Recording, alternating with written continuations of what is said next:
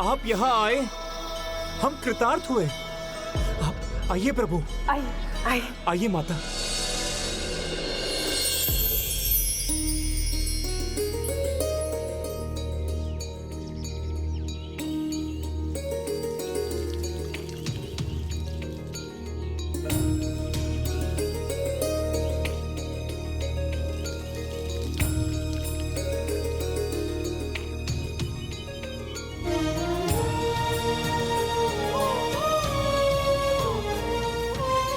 माता, माता,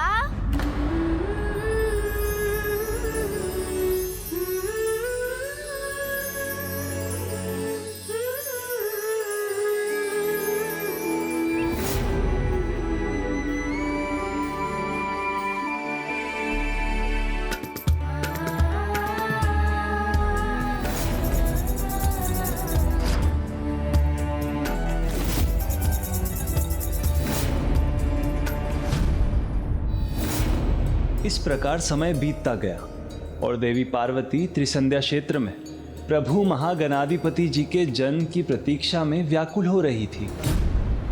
और वहीं स्वयं को भगवान घोषित करने वाले महापापी सिंधु का आतंक संसार में बढ़ता जा रहा था।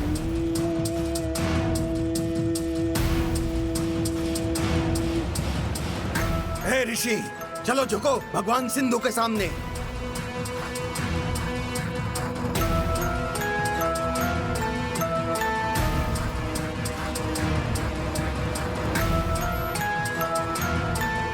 जो शीश भगवान के सामने झुकना चाहिए वो इस असुर के सामने कदापि नहीं झुकेगा। मूर्ख ऋषि,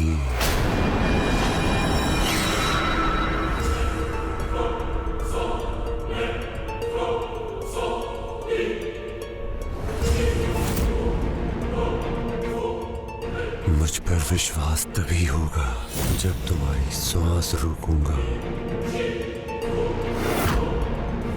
कांपो मत, भगवान सिंधु सभी को उचित प्रसाद देते हैं। लेकर जाओ, जिसने भी ओम सिंधु सराय का जाप नहीं किया उसे मिलेगा प्रसाद,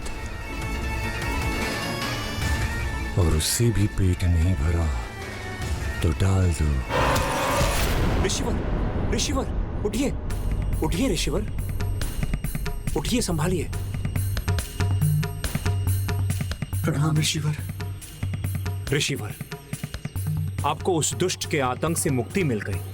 हाँ गुरुदेव, और दंड भी, शेष जीवन त्रिसंध्या क्षेत्र में बिताने का दंड। प्रभु महादेव और माता पार्वती के आगमन से त्रिसंध्या क्षेत्र भी स्वर्ग समान हो गया है। आप यहाँ सर्वथा सुरक्षित हैं।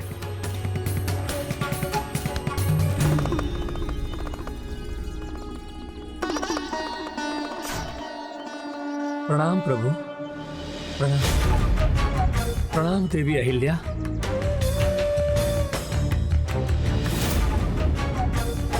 यह अवश्य उस सिंधु के दुष्टता का परिणाम है। स्वामी, कब तक धरतीवासियों को उस दुष्ट सिंधु का आतंक सहन करना होगा? कब आएंगे हमारे रक्षक हम सबकी रक्षा करने के लिए? माता, प्रभु परम श्री कृष्ण ने मुझे यही आशीष दिया था कि मेरे त्रिसंध्या क्षेत्र आने पर स्वयं परम ब्रह्म महागणाधिपति मेरे पुत्र के रूप में आएंगे और वो सिंधु का आतंक ही नहीं उसका भी अंत करेंगे। किंतु इतना समय हो गया, पता नहीं प्रभु के मन में क्या है, वो अपना ये आशीष कैसे पूर्ण करेंगे।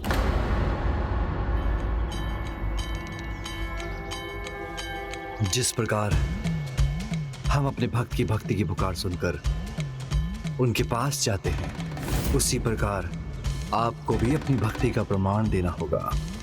किंतु प्रभु, तब तो उस असुर को यह समाचार भी मिल जाएगा कि हम अपने प्रभु के आह्वान के लिए पूजा यज्ञ आदि कर रहे हैं, और वो अवश्य यहाँ आ जाएगा। ऐसा नहीं होगा ऋषिवर, क्योंकि देवी पार्वती परम ब्रह्म महागणाधिपति जी के एकाक्षर मंत्र का जाप कर उनकी पूजा करेंगी। एकाक्षर मंत्र के उच्चारण की शक्ति और उसके रहस्य को समझना देवताओं के लिए भी सरल नहीं। तो वो एक असुर कैसे संभव कर सकेगा?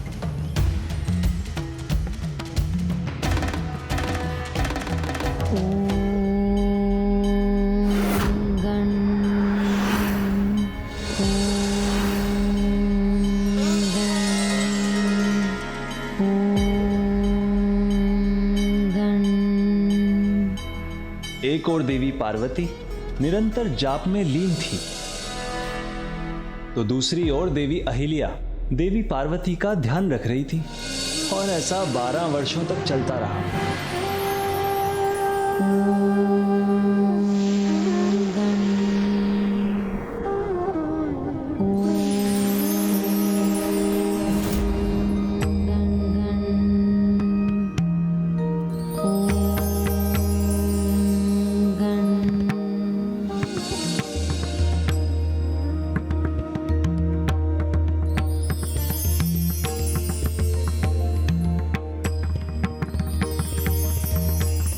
माता, ये दिव्य प्रकाश इस बात का संकेत है कि आपका जाप सफल ही नहीं हुआ। अभी तो प्रभु के आगमन का समय हो चुका है।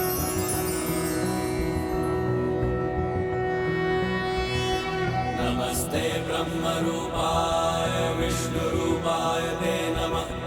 नमस्ते रुद्र रूपाय करि रूपाय ते नमः। विश्वरूप स्वरूपाय नमस्ते ब्रह्मचारिणे। भक्त प्रियाय देवाय नमस्तुभ्यं विनायक। ओम सिद्धि बुद्धि सहिताय महागणपतये नमः।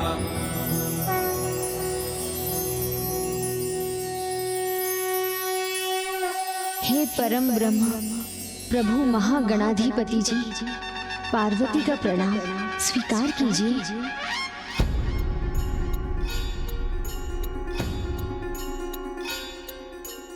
आज आप मेरा प्रणाम स्वीकार कीजिए, क्योंकि एक पुत्र का अपनी माता को आशीर्वाद देना शोभा नहीं देता।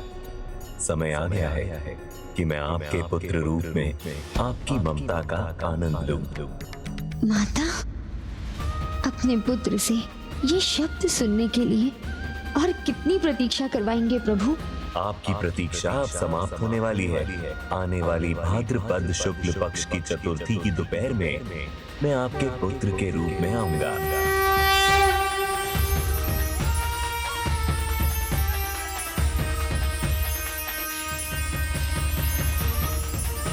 आने वाली भाद्रपद शुक्ल पक्ष की चतुर्थी की दोपहर में मैं आपके पुत्र के रूप में आऊंगा।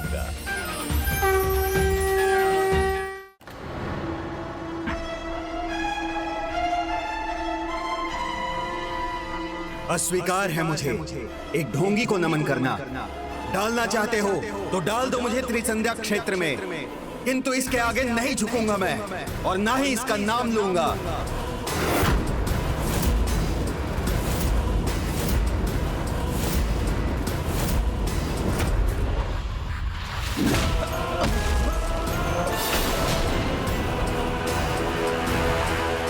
चाहे तुम कुछ भी कर लो, मैं नहीं झुकूंगा।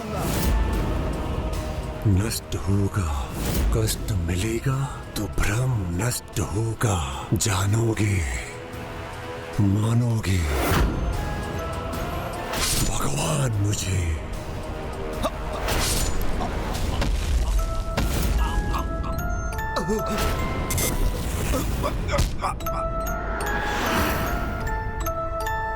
जो सिंधु धर्म कर्म का काल बना हुआ था,